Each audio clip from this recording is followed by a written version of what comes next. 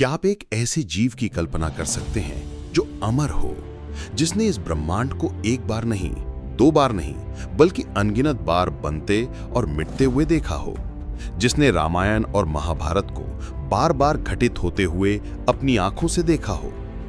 ये कहानी है एक ऐसे ही रहस्यमय ऋषि की जो एक कौवे के शरीर में रहते हैं, काकभुशुंडी। ये कहानी तब शुरू होती है जब भगवान विष्णु के महाशक्तिशाली वाहन गरुड़ के मन में एक गहरा संदेह पैदा होता है। गरुड़, जो स्वयं वेदों के ज्ञाता थे, भगवान राम की लीलाओं को पूरी तरह समझ नहीं पा रहे थे। वो सोच में पड़ गए कि अगर राम सर्वशक्तिमान ईश्वर हैं, तो उन्होंने एक साधारण मनुष्य की तरह दुख और कष्ट क्यों सहे? अपने इसी संदेह को मिटाने के लिए वो अपने गुरु भगवान शिव के पास गए। शिव ने मुस्कुराकर कहा, हे गरुड़, तुम्हारे इस प्रश्न का उत्तर मेरे पास नहीं, बल्कि सुमेरु पर्वत पर बैठे एक कौवे काकभुशुंडी के पास है। गरुड़ हैरान रह गए। मैं त्रिलोक में विचरने वाला महाशक्तिमान गरुड़ एक साधारण कौवे से ज्ञान लेने जाऊंगा। फिर भी गुरु की आज्ञा मानकर वो उस पर्वत पर पहुंचे। वहां उन्होंने एक तेजस्वी कौवे को राम भक्ति में लीन देखा। गरुड़ ने विनम्रता से अपना प्रश्न पूछा। तब काकभुशुंडी ने जो बताया, उसे सुनकर गरुड़ के पैरों तले जमीन खिसक गई।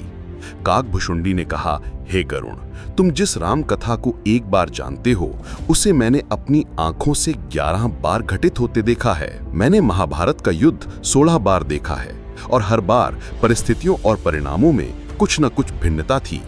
उन्होंने समझाया कि समय सीधा नहीं, बल्कि चक्राकार है। हर महायुग के बाद प्रलय होता है, और हर कल्प में सृष्टि नए सिरे से बनती है।